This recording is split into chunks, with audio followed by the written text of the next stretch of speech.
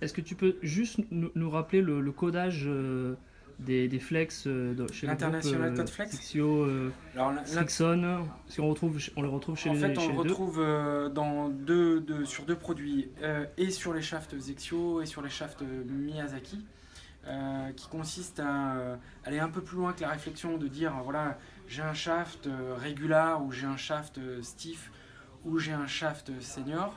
Je vais un petit peu plus loin que cette donnée brute.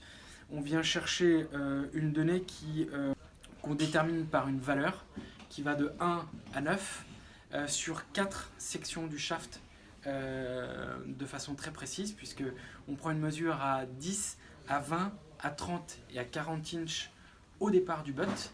Et à chaque fois, avec un outil bien particulier, on mesure la rigidité de la fibre de carbone et de la flexibilité.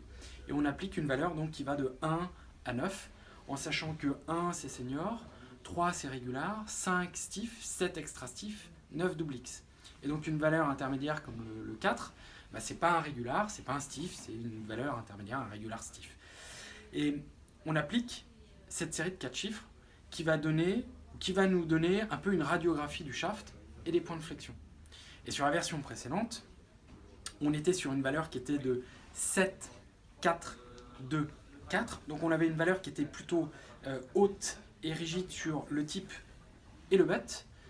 Aujourd'hui, en passant sur un 4, 3, 3, 3, on a un shaft qui est globalement beaucoup plus homogène, beaucoup plus, encore une fois, beaucoup plus onctueux et un petit peu plus facile à swinger, sans perdre de contrôle et justement en améliorant la puissance.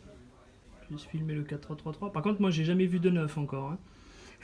On peut en trouver sur du Miyazaki, Kaola, le Kiri, ou voilà, sur des shafts qui sont forcément destinés aux vitesses de swing élevées Et oui, et plutôt au très bon jeu. et oui. Merci Nicolas. De rien, avec plaisir.